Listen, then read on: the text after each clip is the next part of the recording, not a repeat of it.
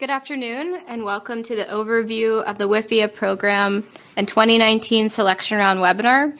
This is the first of two webinars specific to the 2019 funding round. I am Arielle Gerstein, a project manager in the WIFIA program, and I'm joined by Karen Fligger, who is a senior WIFIA program manager.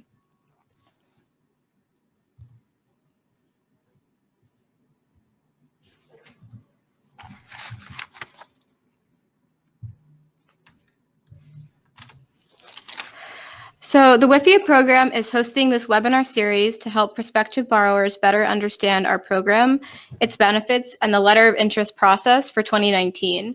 These webinars also allow EPA to interact with prospective borrowers and water industry and finance professionals from across the country.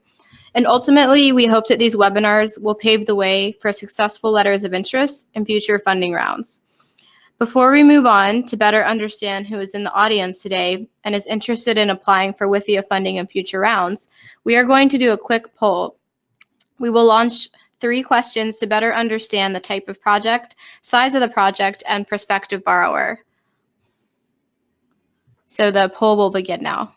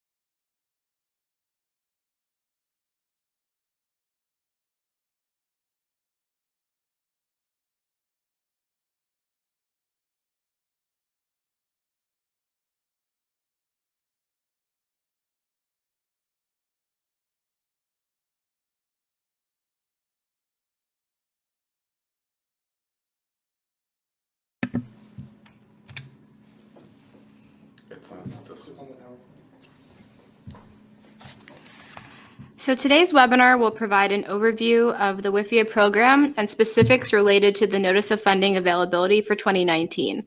I will discuss program eligibilities and credit terms, and Karen will later discuss the 2019 selection round. We will end with time for questions and answers. So before I begin, I will go over a few logistical items. There's an opportunity for the audience to ask questions and receive answers during the webinar. We are more than happy to answer any clarifying questions on the information presented today. Some of your questions may be answered in future webinars in more detail. Questions may be posted at any time by typing into the webinar dashboard. All participants are muted during the webinar and may only communicate by typing. So let's begin with a basic introduction of the program. So WIFIA's mission is to accelerate investment in our nation's water and wastewater infrastructure by providing long-term, low-cost supplemental credit assistance under customized terms to credit-worthy water and wastewater projects of national and regional significance. The terms in our mission statement were selected for a reason. Though it's short, it succinctly describes the purpose and goals of WIFIA. So just a little bit of background about the program. The program was established in 2014 in the Water Resources Reform and Development Act, or WRDA. It was modeled after a similar successful program at the Department of Transportation called WIFIA.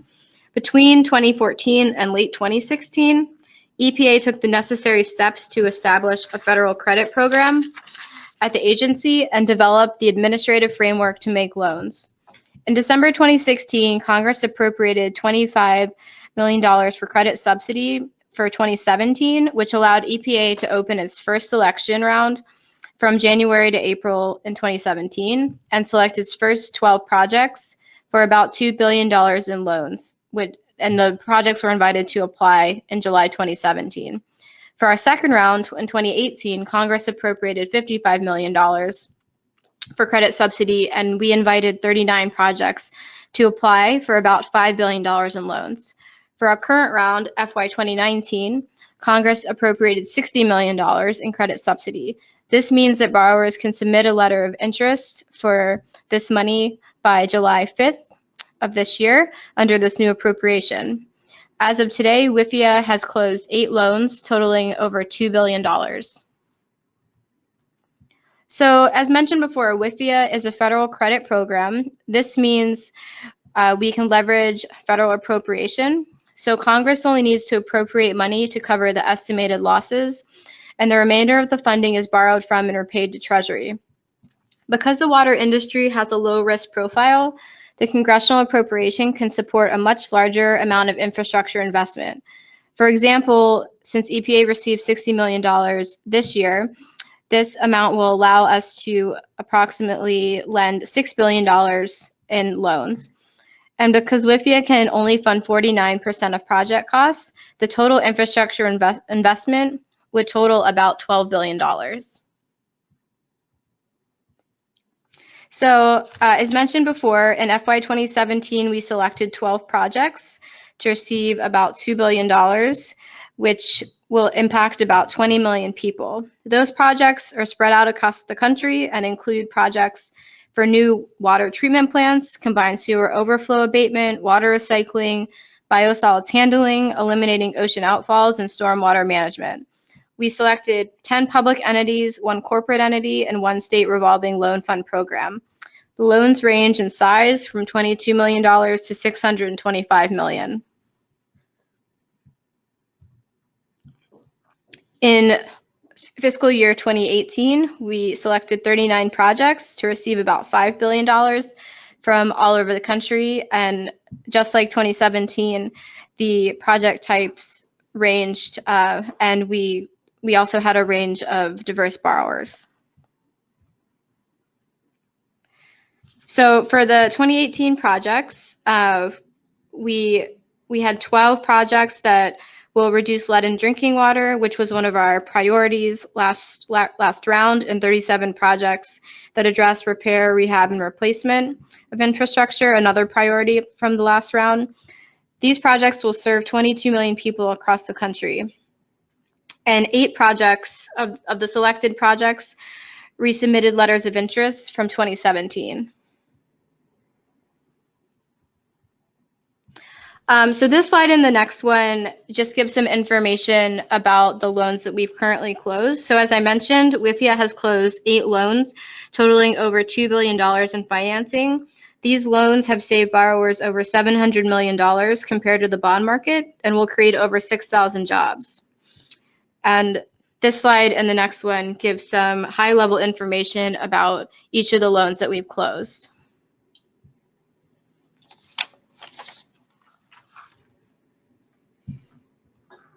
So I'm going to now talk about eligibilities for participation in WIFIA.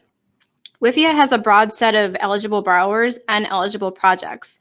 The following types of entities can borrow from WIFIA: local, state, tribal, and federal government entities, partnerships and joint ventures, corporations and trusts, and the Clean Water and Drinking Water State Revolving Fund programs. As you can see, almost any entity is eligible to borrow from WIFIA. We also can lend to private borrowers as long as there is an evidence of public sponsorship by the affected state, local, or tribal government. We must be provided this to receive for the borrower to receive WIFIA assistance. The only ineligible entity is an individual person, such as a homeowner or farmer. WIFIA can provide financing to projects that are eligible under the Clean Water State Revolving Fund, including privately owned wastewater systems, projects that are eligible for the Drinking Water State Revolving Fund, enhanced energy efficiency projects at drinking water and wastewater facilities, brackish or seawater desalination, aquifer recharge, alternative water supply and water recycling projects, drought prevention, reduction, or mitigation projects, acquisition of property if it is integral to the project or will mitigate the environmental impact of a project, and a combination of projects secured by a common security pledge or submitted under one application by a state revolving fund program. This broad set of eligible project types allows WIFIA to reach down to almost all water and wastewater infrastructure projects. So I'm going to talk a little bit about the eligible project size now.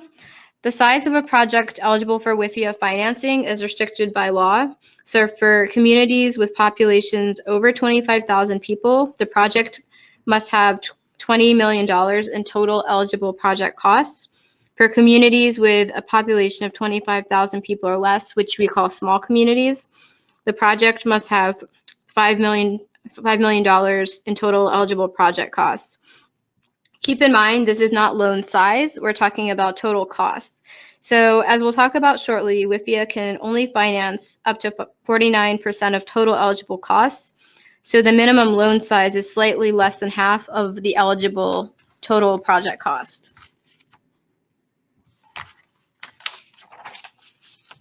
So the WIFIA program is required to set aside 15% of appropriated money for small communities until June 1st of a given year. Because this set aside will expire before the letters of interest are due, WIFIA follows the spirit of the law when selecting projects in terms of small communities. So it is possible to combine projects into a single loan. The criteria is that projects must share a common security pledge, serve a common purpose, and have similar construction timeframes. All right, so now I'm going to talk about eligible costs. So project costs that are eligible to be financed through WIFIA are broad. They are defined by statute and include development phase activities, construction, reconstruction, rehabilitation, and replacement activities, the acquisition of real property or an interest in real property, capitalized interest, and WIFIA application and credit processing fees. As you can see, almost all costs associated with a project can be reimbursed with WIFIA loan proceeds.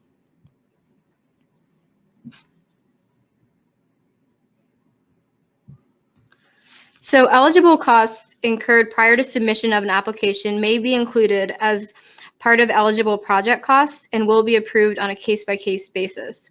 This allows many of the costs associated with planning and design, which are typically incurred prior to loan application, to be included. Additionally, WIFIA will only reimburse costs associated with a project up to 1 year following substantial completion of the project. So if you're a WIFIA borrower, make sure to submit a loan disbursement request as costs are incurred. So as mentioned before, when I was talking about eligibilities, private borrowers must have evidence of a public sponsorship by the affected state, local, or tribal government, and this must be provided to receive WIFIA assistance. This sponsorship can be demonstrated by a certified letter, a local ordinance, or another means that show government approval.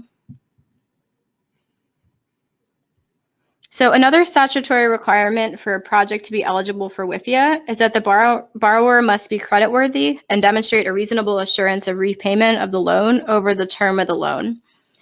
In order to determine creditworthiness, we will examine the terms, conditions, financial structure, and security features of the proposed financing, the dedicated revenue source that will secure or fund the project obligation, the final assumptions on which the project is based, and the financial soundness, credit history, and outlook of the prospective borrower. The prospective borrower must also have developed an operations and maintenance plan that identifies adequate revenues to operate, maintain, and repair the project during its useful life. So the WIFIA program has very flexible and favorable terms. The WIFIA interest rate is equal to the U.S. Treasury rate of a similar maturity on the day of closing. The maximum loan amount is 49% of reasonably anticipated total eligible project costs. Maximum federal involvement is 80%, which means a WIFIA loan and other federal types of funding may only add up to 80%. In general, state revolving fund loans are typically considered state funding, not federal, though a portion of their loans are federal. This is important when considering co-funding between WIFIA and the state revolving fund. Another credit term is the maturity date must be the earlier of 35 years after the date of substantial completion of the project or the useful life of the project. Interest payments must commence no later than 5 years following substantial completion of the project. Any deferred interest payments are added to the principal balance, and the interest-only period may be no longer than half the term of the loan. So just a little bit more about the interest rate. So the interest rate, as I mentioned, is set at closing. This is a single fixed rate that does not fluctuate depending on the timing of your disbursements. We determine the rate by adding 1 basis point to the state and local government series daily rate with a maturity that is equal or greater than the weighted average life of the WIFIA loan. Using weighted average life means that the interest rate will be lower than the 30-year state and local government series rate in most cases. And just an example, that the rate we have on the slide was the rate as of about a week ago.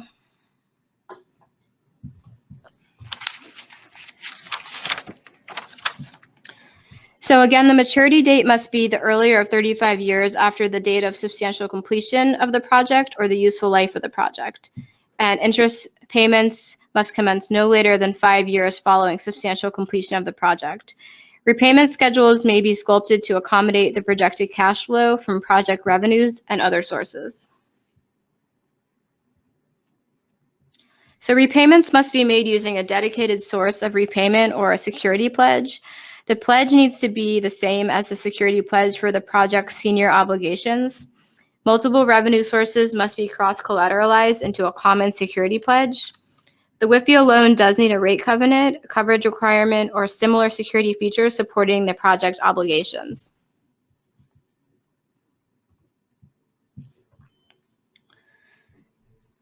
So repayment deferrals may be granted by the EPA administrator and can be discussed in the credit agreement. There must be a reasonable assurance of repayment of the WIFIA credit instrument, and once again, the borrower can prepay the loan at any time without penalty. We cannot use federal funds to prepay. So I'm going to talk about subordination. This is another flexibility of WIFIA, is that the loan may be subordinate with the project's senior debt obligations. The coverage ratio is calculated by dividing the senior payments by the system revenues. So WIFIA, taking a subordinate position, allows the coverage ratio to be higher for senior bondholders. If there is a bankruptcy event, WIFIA would need to be equal to the senior lien. So this is an example of how subordination works. We use an example from some of our borrowers we have closed loans. So in the case of Orange County, WIFIA was the junior lien and would spring to senior lien in the event of default. For the San Francisco case, WIFIA was the senior lien, so there would be no need for a spring. And for San Diego, WIFIA didn't need a spring because it's already on the same lien as the other project debt. So just some examples of how these different lien scenarios can work. So on to federal requirements. Borrowers must comply with all federal laws and regulations that are relevant. This is a list of the most common, including NEPA and Davis-Bacon. I would also like to highlight the Uniform Relocation Act, which requires all land purchased for the project to comply with this act.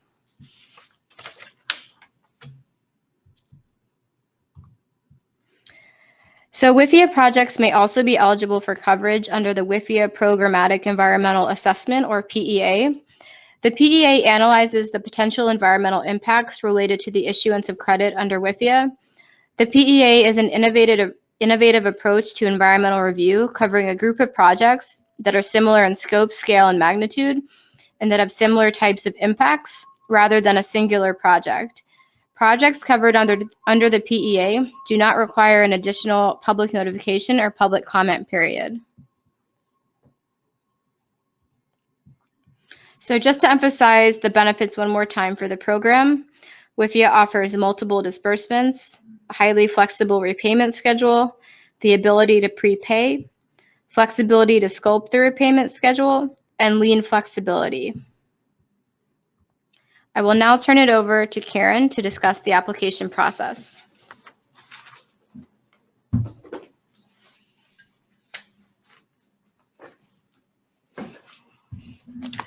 Thank you. And I'm just going to remind everyone, if you want to, we have been getting questions, but if you have questions, feel free to write them at any time and we'll answer them all at the end of the webinar.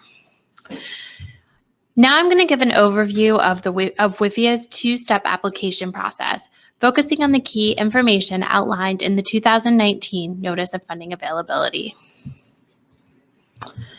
The WIFIA program divides the application process into two major areas. Project selection is the first step.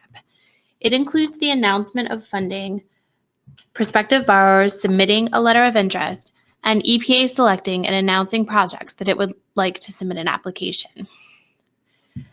Project review, negotiation, and closing, which kicks off when the invited prospective borrower submits its application and concludes when the applicant and the EPA administrator sign the term sheet. Negotiation and closing includes developing the term sheet into a credit agreement and signing it at closing. So now I'm going to talk more about project selection and the invitation to apply. The dates provided in this graphic show the schedule that EPA is following for the 2019 selection round. Administrator Wheeler announced the NOFA in late March, and it was officially published in the Federal Register on April 5th of 2019. Prospective borrowers have 90 days from the Federal Register publication date to submit a letter of interest. So the deadline this year is July 5th, 2019. EPA will review the letters of interest received for approximately 3 months. This time may vary depending on the interest in the program this selection round. And finally, EPA will publicly announce the selected projects in fall of 2019. In the past, selected projects were given advance notification prior to the public announcement date. The project selection stage is competitive. For our first two selection rounds, we had significantly more requests for loans than we had money available to loan. Therefore, we review each letter of interest to ensure the selected projects are eligible, creditworthy, technically feasible, and meet the strategic objectives outlined in the WIFIA statute and regulation. As I mentioned, the process is kicked off by EPA publishing the Notice of Funding Availability, or the NOFA, in the Federal Register. The NOFA is a really important document because it provides key information specific to the funding round. It includes information like how much money is available, the opening date and deadline for the funding round, key information about the evaluation process, such as the weights of the various selection criteria, and instructions for submitting a letter of interest. So I'm going to walk through the key aspects of the 2019 Notice of Funding Availability. So the NOFA states how much money is available. The short answer for 2019 is approximately $6 billion in loans. More specifically, this year's NOFA announces the availability of $60 million in budget authority that was provided by Congress in the 2019 appropriation. This appropriation will allow us to make approximately $6 billion in loans. As mentioned previously, the WIFIA program can only finance up to 49% of the anticipated project cost. Therefore, we estimate that the $60 million can support a total of approximately $12 billion in water infrastructure investment. We also announced the priorities in this NOFA. So for the 2019 selection round, the administrator announced the following 4 priorities. Readiness to proceed towards development, including loan closing and commencement of construction. providing for clean and safe drinking water, including reducing exposure to lead and addressing emerging contaminants, including PFAS. Repair, rehabilitate, and replace aging infrastructure and conveyance systems for both water and wastewater systems. And water reuse and recycling as a new or innovative approach. These priorities are reflected in the scoring. The selection criteria associated with these priorities have higher weights than other selection criteria, and I'll show that in a little bit. In addition, the NOFA states what our threshold requirements are. So to be eligible for WIFIA credit assistance, the project and prospective borrower must be creditworthy and demonstrate a reasonable assurance of loan repayment. The project must be reasonably anticipated to cost no less than $20 million or $5 million for SRF eligible projects in small communities. Project financing should be repayable from a dedicated revenue source that also secures the senior project obligations of the project. Private projects must have public sponsorship, and the prospective borrower must develop an operations and maintenance plan that identifies adequate revenues to operate, maintain, and repair the project during its useful life. EPA is permitted to provide both direct loans or loan guarantees in the WIFIA statute. A direct loan is dispersed and repaid by the federal government, and a loan guarantee is a pledge by the administrator to pay all or part of the principal and accrued interest on a loan or other debt obligation issued by a borrower and funded by a lender. To date, prospective borrowers have only requested, and the EPA program has only provided direct loans. In either case, the maximum amount of WIFIA credit assistance to a project is 49% of the anticipated eligible total project costs. And also this can include costs incurred prior to loan closing, for example, planning and design costs.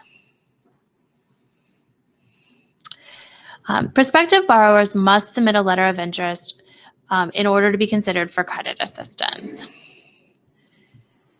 So that letter of interest should be completed on the letter of interest form. Just want to note that this form has been updated for the 2019 selection round, so please use the form that is currently available on our website. This year, the letter of interest form has 7 sections that are designed to get sufficient information about the prospective borrower, the project design and schedule, the financing plan, and the project benefits, so that EPA can determine the eligibility of the project and the borrower and give a selection score. The various sections of the letter of interest are included on this slide. So when completing the letter of interest form, please follow these instructions. Please provide all the responses on the editable Word form that's available on our website and submit it as a Word document. It's not necessary to provide a cover letter or a cover page for this form, and it's not necessary to reformat the document to look better. For reviewers, it's really easiest for us to locate the information quickly when the form remains unchanged. The total completed form should not exceed 50 pages. All relevant supporting documents should be provided as attachments. There's no page limit to the attachments, and the attachments may be preliminary or draft document. However, any attachments that are included should be referenced in the letter of interest form. And then please complete all the signature pages, and you can provide those as a separate scanned attachment. So as I said earlier, the deadline for this selection round is July 5th, 2019 at 11:59 p.m. Eastern Daylight Time. Late submissions will not be accepted. You can submit, all submittals are electronic, and you can submit your letter of interest either through our SharePoint site, which is our preferred way, or through email at wifia@epa.com. You can be granted access to the SharePoint site at any time prior to the deadline up until July 1st, 2019 at 5 p.m. So we ask that you request in advance access to our SharePoint site, and you can upload documents as you go, and then we will close your access after the deadline.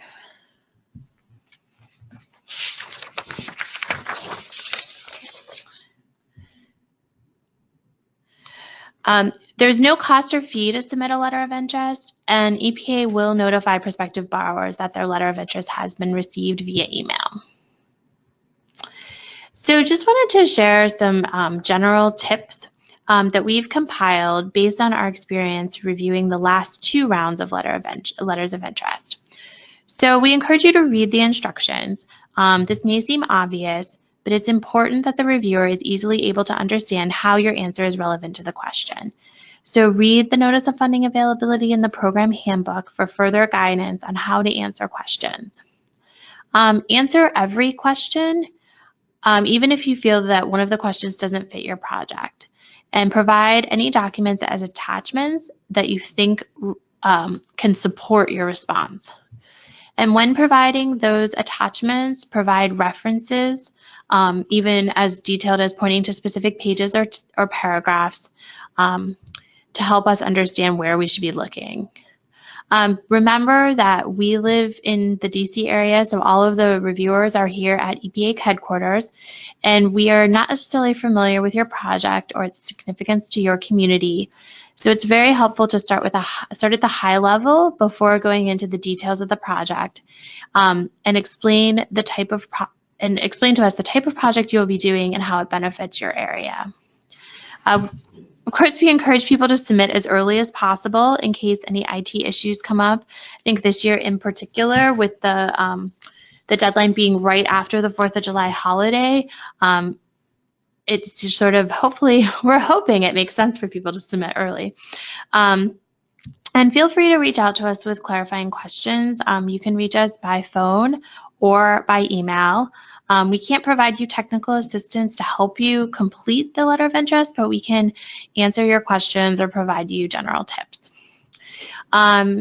These are our high-level tips. We have a whole appendix full of more specific tips, so additional tips are available in Appendix G of the WIFIA Program Handbook. So now that we've told you how to submit your letter of interest, we're going to share a little bit of information about how the letter of interest is evaluated. So project selection is a competitive process to identify projects to invite which are eligible, creditworthy, feasible, and help EPA and the WIFIA program meet its mission. Letter of interest evaluation is completed by the WIFIA program staff with support from our colleagues in the Office of Water and our contractors. The first step in the LOI selection process is the eligibility screen. We check for 4 main things for eligibility at this point. We make sure the entity is an eligible entity, and if it is private, that it's demonstrated public sponsorship, that the project is an eligible project, as was described earlier, that the anticipated project costs are $20 million or more for most communities, or $5 million or more for small communities with SRF eligible projects, and that the requested loan is 49% or less of the anticipated eligible total project costs.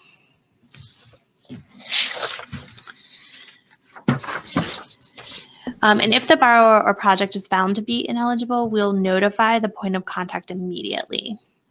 So then the eligible letters of interest will move on to the process, and they will be evaluated based on the selection criteria.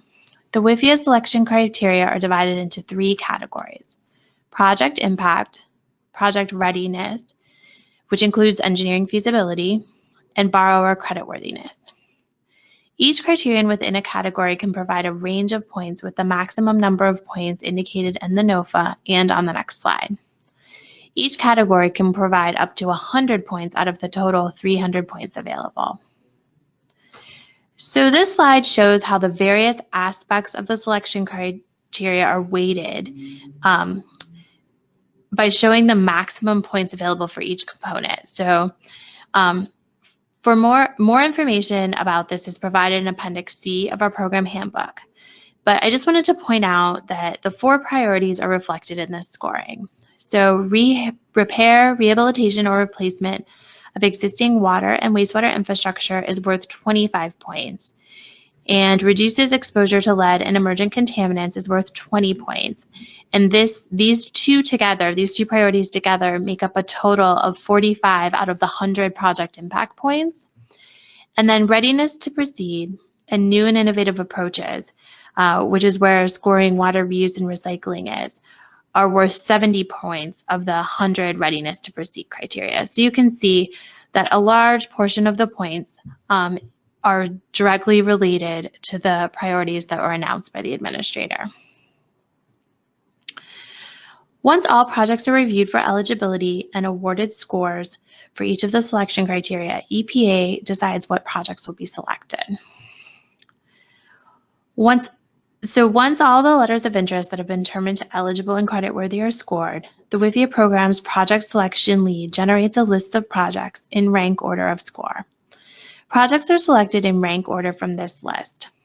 However, to ensure project type and geographic diversity, as required by our statute, a ceiling will be established for each project type and location. Once the ceiling is reached, no more projects of that type or in that location can be selected. The next highest scoring project will be added. The next highest scoring project that adds diversity will be selected. This process will continue until all $60 million in available subsidy is used. The list generated by the WIFIA program is then approved by the WIFIA Selection Committee. The Selection Committee is made up of senior managers within the Office of Water. We will provide written responses to both those invited to apply and those not selected. Those who are selected are the projects that EPA intends to finance. At this point, the prospective borrower has a reasonable assurance that they will receive a WIFIA loan. Entities who are not selected may request a debrief. We've found these conversations to be very useful in the last selection round. Almost all the projects that reapplied were selected, and encourage you to participate if not selected. Prospective borrowers whose projects are selected will move to the second stage of the application process: project review, negotiation, and closing. Unlike project selection, where every prospective borrower is on the same schedule, the schedule for project review, negotiation, and closing is dictated by the prospective borrower's needs, the project's complexity and risk, and the amount of negotiation that is needed to close the loan. The following schedule is very general. Borrowers have up to 1 year to submit an application. However, we encourage our selected borrowers to apply much sooner. Generally, the application evaluation, which includes credit and technical due diligence, takes 1 to 3 months. Depending on how much the borrower wants to negotiate, term sheet and loan agreement development will take 2 to 6 months, and approval taking an additional 1 to 3 months. Approval involves the approval from the borrower's city council or similar entity, and approval from the EPA administrator, the Office of General Counsel, and the Office of Management and Budget. Like project selection, once the selected prospective borrower submits an application, the project is again reviewed for creditworthiness, engineering due diligence, and legal aspects of the proposed project. This slide shows that depending on the complexity of the projects and the time it takes to develop and negotiate the term sheet and loan agreement, can vary, and the credit processing fee can vary. Most of the fees can be attributed to our legal advisors. So for a relatively straightforward loan, where the borrower is pledging the system revenues, the loan could close in as little as 4 months, with fees totaling approximately $250,000. On the other hand,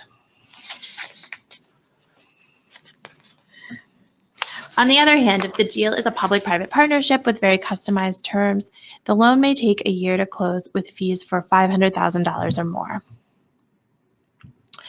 So a number of factors can impact the length of the review and the negotiation process, which is often also reflected in the fees.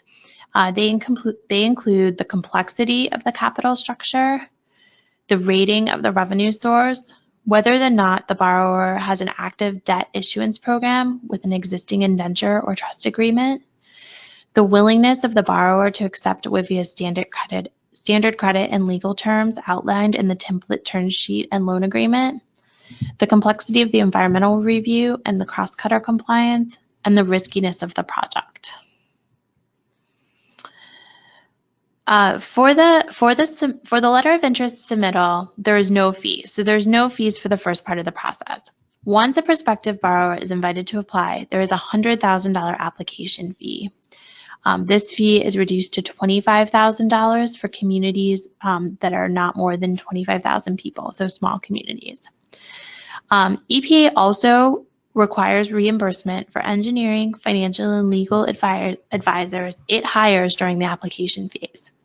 So this fee generally ranges from $250,000 to $350,000 for most projects.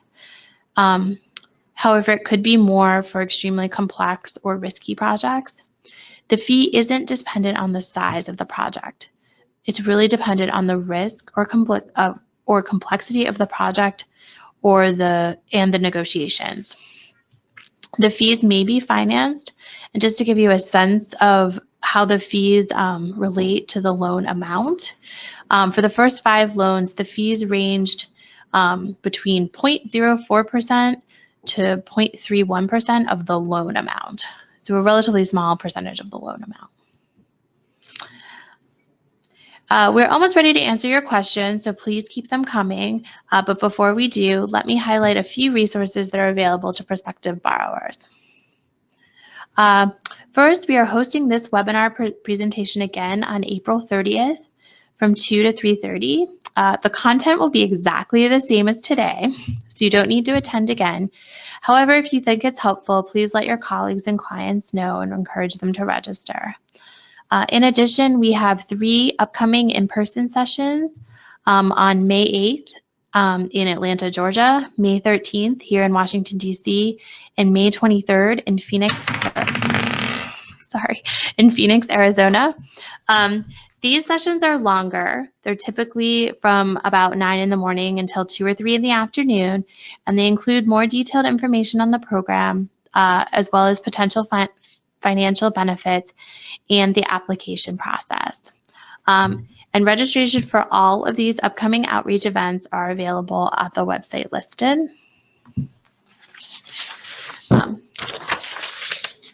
So we are available, the WIFIA staff is available to meet with prospective borrowers either in person here in DC or over the phone to answer questions about the application project and hear more about your projects. These meetings can last no more than an hour, and EPA is available to answer clarifying questions but can't provide technical assistance. So we can have meetings with you up until the point that you've submitted a letter of interest. We cannot meet with a prospective borrower once it has submitted a letter of interest until we announce selected projects. But if you're interested in having a meeting, you can send a request to the email address listed on the slide. We also have a lot of great resources available on our website, and we encourage you to use them as you think about applying for the WIFIA loan. We have general information about our program, what we think the potential benefits are, and the laws and regulations that govern our program. We also have all of our application materials online, the letter of interest form, frequently asked questions about this selection round. We have both a sample letter of interest and a checklist that we hope is useful as you kind of complete your letter of interest. We have a sample financial pro forma. So we have a lot of good resources to help you as you complete your letter of interest. And then finally, we also have kind of more general resources about the program, including a program handbook, which has 2 appendices that I think are particularly useful, one on letter of interest tips and one explaining more details about the selection criteria. We have recordings and presentations from past webinars, and we will also be posting the recording of this webinar on that spot. And we also have a template, our template term sheet is on our website. And then finally, as I said, here's our website, here's our general email box that we monitor for questions. We also have a mailing list. So if you're not on it currently, feel free to sign up We use this mailing list to announce our notice of funding availability, outreach events, loan closings, and other WIFIA program news. So with that, we're going to start answering the questions that you've written in, and you can continue to ask questions. Great. So I'm going to read them.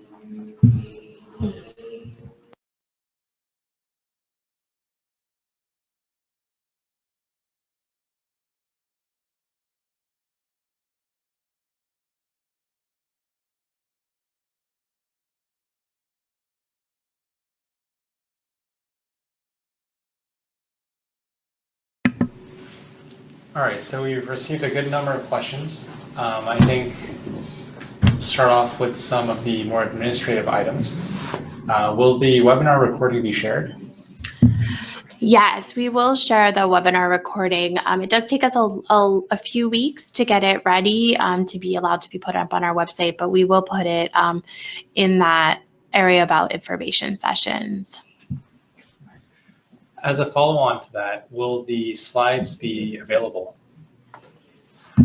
Yes, we can do that more quickly, so we can post the slides in the next few days on our website. Okay. What is the maturity term on that 2.88% interest rate that was shown earlier? So that interest rate was based on the 30-year rate that is the state and local government rate. So it's just an example. We set the interest rate on the date of closing for the weighted average life of your loan. Just one other thing to add, if you're interested, you can see on the 2 slides in our presentation about the closed loans, you can see the interest rate of the closed loans, and I think we also have the maturity terms on there if you're interested in what borrowers have already received. Earlier, you said the minimum project cost for small communities is $5 million. The last slide seemed to indicate that maximum project cost for small communities is $5 million.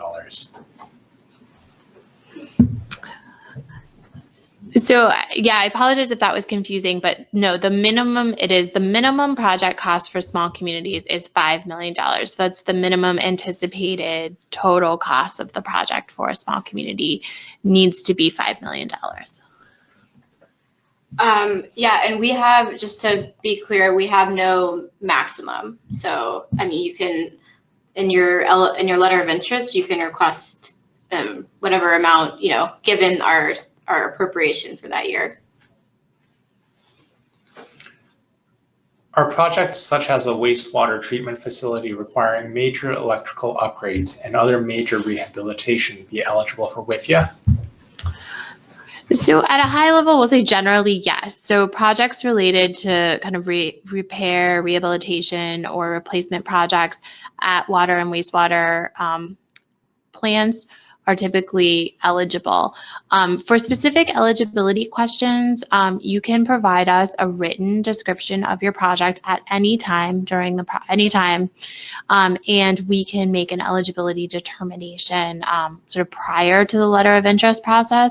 But another good rule of thumb is if you're familiar with the Clean Water State Revolving Fund or the Drinking Water State Revolving Fund, if it's eligible for your state revolving fund, for a state revolving fund loan, then it is automatically also eligible for a WIFIA loan.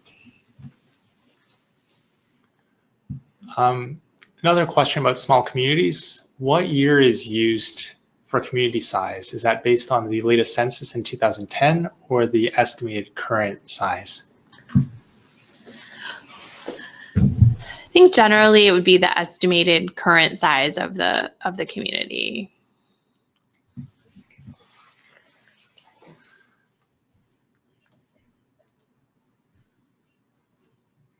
Are there any costs related to the project that would not be eligible?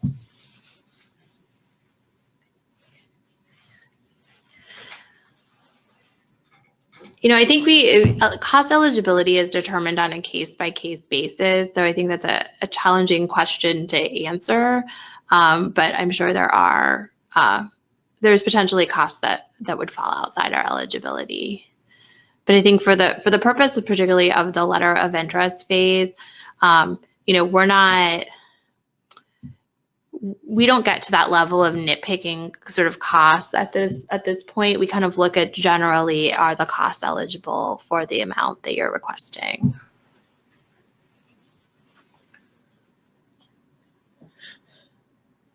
For small communities, with respect to the 15% that is set aside or allocated for small communities, do we have to apply by June 1st? So no, the date for everyone is July 5th. What I was trying to say is that because the date that we're given is June 1st, that the funds go away, that there's no way we can implement this. So we use the spirit of the law in evaluating and selecting projects, keeping in mind small communities, because we aren't able to use the set aside. So the date for everyone is the 5th of July. Historically, what's been the acceptance or selection rate for the WIFIA program? So we don't have a rate. I mean, so we've only done 2 rounds. The first round, we received 42 letters of interest and we selected 12 projects. Last year, the second round, we received 63 letters of interest and selected 39. So it really depends on the universe of projects we receive during a given year and how much each borrower is asking for as to how many projects we can pick. Has there been an average score that you can share with us for the selection criteria on LOIs? No, not really. So the first, because as Arielle said, we're a new program, we've kind of been refining the way we do selection. So the first round, we had a different scoring rubric. And then last round was the first time we moved to this 300-point scoring rubric. But because the priorities change with each round, the weighting is different. So there's not really, we don't have a threshold score or a kind of average score that is kind of you're going to get in or not get in. I think the one thing I will say is that the way the selection criterion, particularly the project impact criterion, which are part of our statute, are set up, it's very difficult for a project to score high on every single one of them because to some degree they contradict themselves a little bit, or they emphasize different things, and it's hard for a project to do well on all of them. So I think that you shouldn't be discouraged by that. We've seen, we don't see perfect scores in WIFIA, so I think if you have a project that is important to your community and that is, sort of a good solid project, you should come in. How far in advance of an anticipated project start date can we apply to the WIFIA program? I think that really depends, but you have to really know some key things. You have to know what your project is. If it's a project that, you should know where it's going to be sited if there's a siting issue. And you should have a pretty good sense of, feel pretty confident in the amount that it's going to cost, have a good, like a preliminary engineer's estimate or a fairly good estimate. And you should have a sense of sort of how you want to finance it. As I said, a priority for this cycle is readiness to proceed. So the closer you are to loan closing and construction, the higher you will score.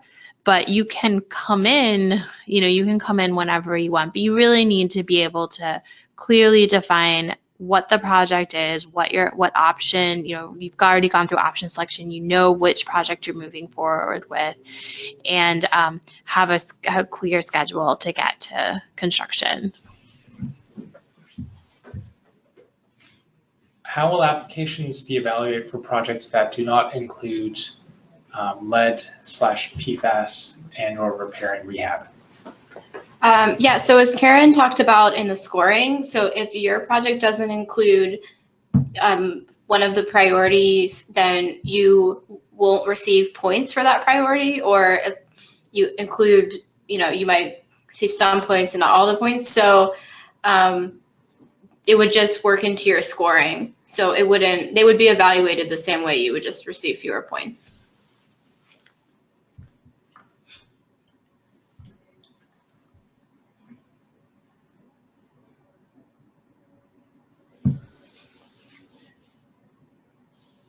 For a readiness evaluation, is that evaluated based on the closing date and not the LOI application date? So the readiness evaluation is the readiness, we look at sort of we look at a number of things to judge readiness, including sort of when the project could come in with an application, when the loan could close from there, and when construction will commence. So we look at a variety of factors in order to evaluate readiness. And we look at what the borrower's schedule is, and then other things that may impact the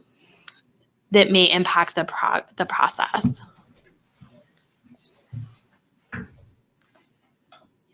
It appears that a priority is given this round to construction readiness, but at the same time, eligible expenses include planning and design work.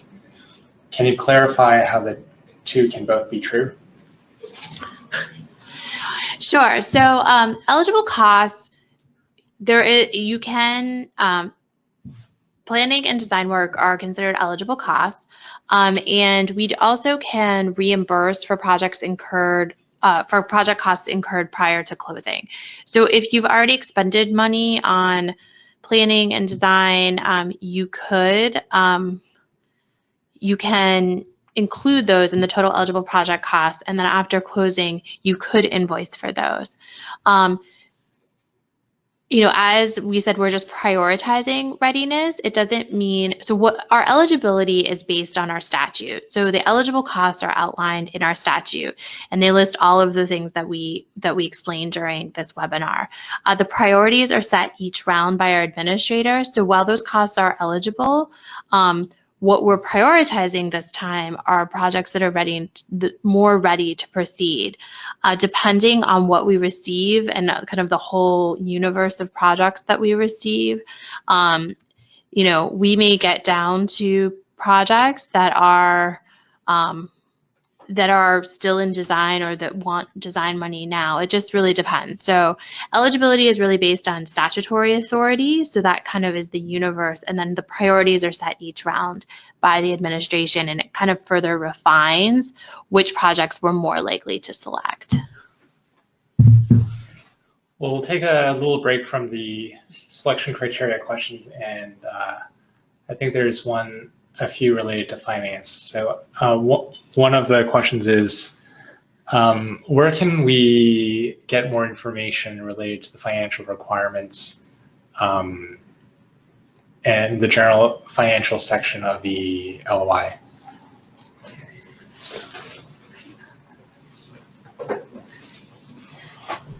So one good place is our program handbook, which you can find online on our website. There's a link right off of the homepage for it. That is the best place to find requirements. If you have any specific questions, feel free to contact us, and we can, try to answer those for you. But the best place would be the handbook. Just also add, we do have a sample financial pro forma available as well, so that, a financial pro forma is one of the things that's required in the letter of interest. And so if you may already have one, and that's fine, but if you're looking for an example of kind of what we're looking for and the kinds of things the kinds of things we'll be looking at when we review the pro forma, you can look at that sample just to see what one could look like. What is the maximum amortization?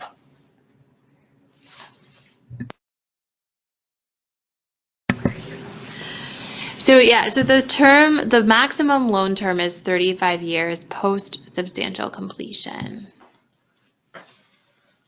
Should project costs be presented in present values or include future value estimates, including interest at the time of construction? So project costs should be on a present value basis. And yeah.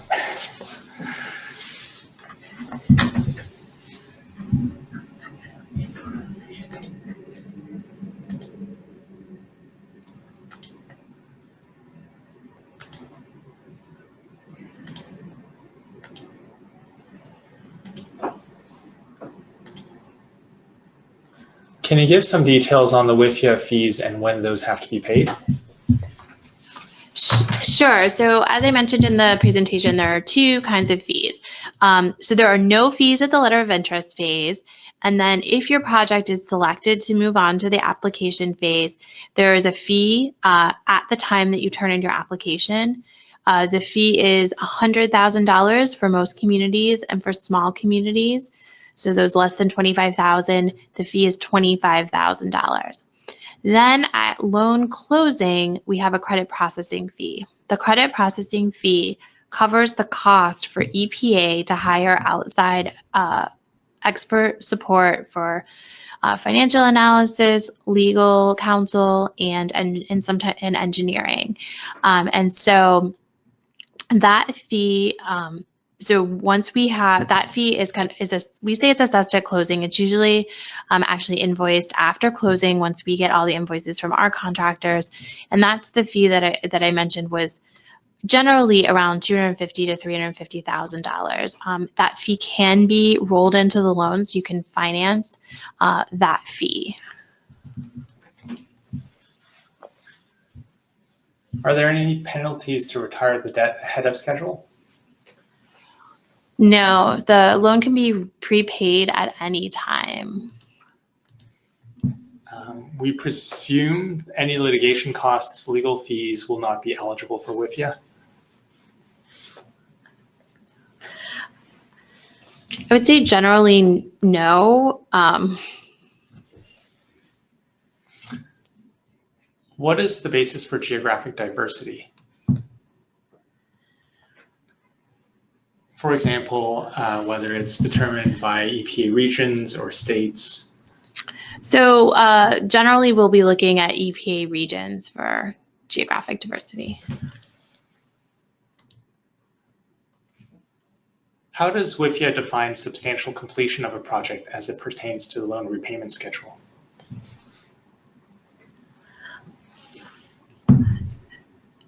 So substantial completion is defined during the negotiation process. So we don't have a kind of a standard definition that we can say right now. So I think that that's something that you work on. You know, once you are, if you are selected, you are assigned a team of a transaction team, which includes an underwriter, an engineer, and an attorney from the WIFIA program. And so that definition of substantial completion can be discussed during at that point.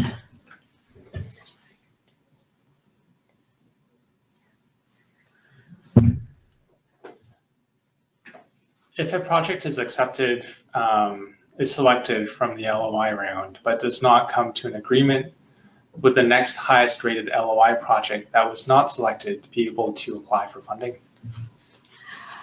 No, we're not doing any kind of like a wait list right now. So that's, if the project isn't able to close, then that's that. And if we don't, if a project is unable to close, the money that was set aside for their loan is just put back into a pot in a future selection round. Is there a benefit to applying before June 1st? No, there's no benefit. We will start reviewing the letters of interest we received after July 5th.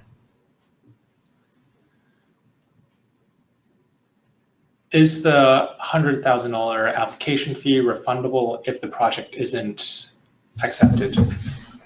No.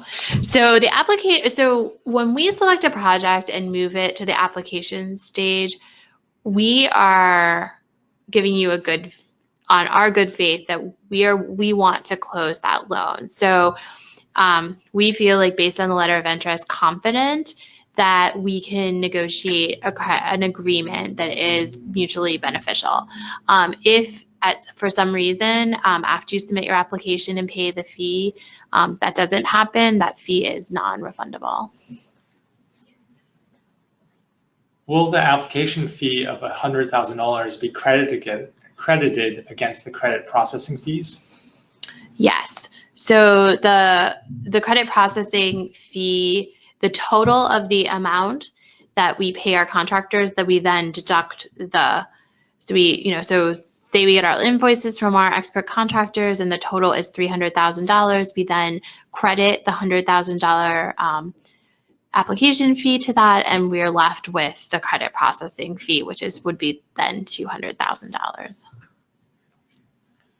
Can flood mitigation projects be bundled into WIFIA application as long as the projects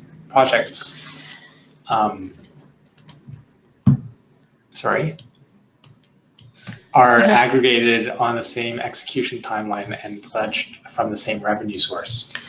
So I think for that question, I would encourage you to kind of write something down and send it to us, or we can have a separate conversation offline. I think it's difficult with so little information to say for sure whether or not that could be bundled, but sort of generally projects, we talk about bundling projects when they are on the same timeline, they serve the same purpose, and they are pledged with the same revenue source. But for kind of anyone out there, if you have things you're thinking of bundling together, I think it is helpful to talk to us more specifically about your project to kind of get a little bit of a better answer. Looking at the LOI, it seems like we have the same selection criteria as last year.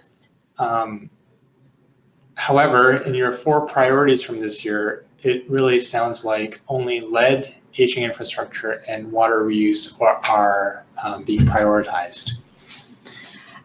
So the selection criteria is the base selection criteria is from the statute, so that doesn't change. They are being prioritized in the sense that they're weighted more heavily, but all the things that you see in Section D are still given points and are scored. So the priorities are definitely not the only things that matter. They're just weighted more heavily because this year that's what we're prioritizing. I think this is our last questions.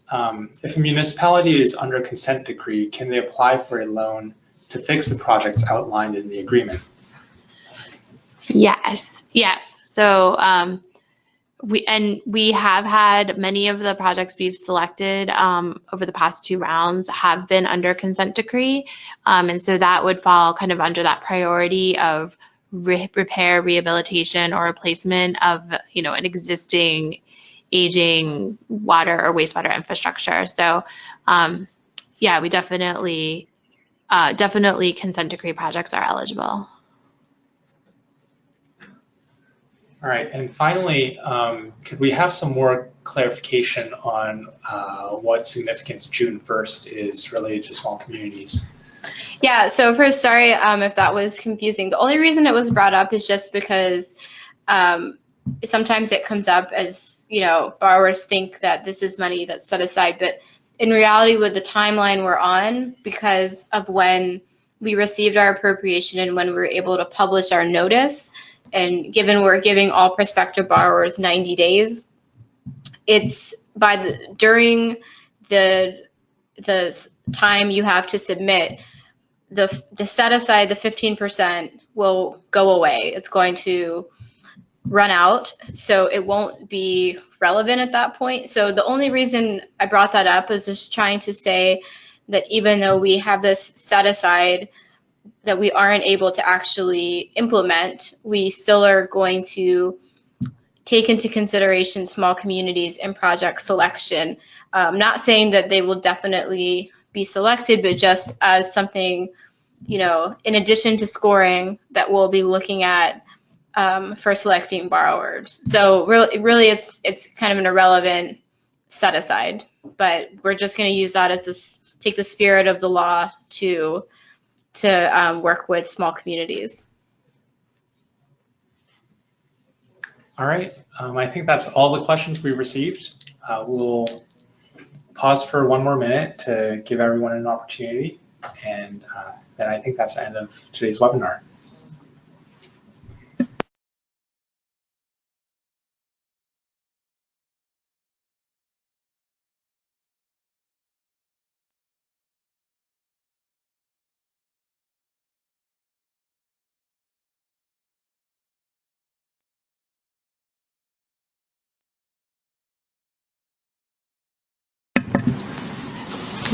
So we received an additional question, a few others. So projects not addressing lead/PFAS and or repair and rehab will lose 45 points immediately. So we like to think of it as earning points, but yeah, so you earn points based, as you go through the different parts. So a project that doesn't specifically is not a rehabilitation points won't be able to earn points for that. A project that is not a drinking water project that is addressing contaminants like lead or PFAS, they will not be able to earn points for that. However, there's a lot, as Arielle was just saying, all of the criterion have points. The points varies. There's other places you can earn points, and that's really where kind of each round we have priorities, and that's how the prioritization system works for us. How soon is WIFIA able to respond to emails? So we respond to emails relatively quickly, I think within like a day or two that are sent to the WIFIA box. We try to always have someone monitoring that. So, feel free to reach out to us. And is the scoring criteria weighting, as in the number of points allocated to each criteria, the same as last year? So it's not exactly the same, though both rehab, rehabilitation, and replacement and drinking water projects for lead were priorities last year. I think the points may have been slightly different, but the concept is the same in that you earn points based on whether your project meets those criterion, and within any of them, within a 25-point criterion or within a 10-point criterion, there may be various iterative points you can get. So you may be able to get, earn 2 or 4 or 6 or 8 points. But yeah, we do change. Those 2 priorities are carryovers from last year, though the PFAS was added this year. And then the addition this year of additional emphasis on readiness to proceed, and the additional emphasis on water reuse and recycling were priorities that were identified for this funding round in 2019 that weren't identified into the 2018 round.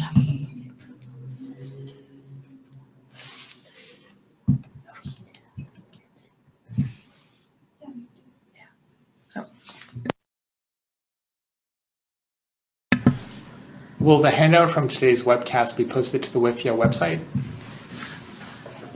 Yes, so we can we'll put in a request to post it either. We'll put in a request tomorrow to have it posted, and it'll maybe take a few hours or maybe take a day. All right, that's all the questions. Thank you everyone for your input. Thank you.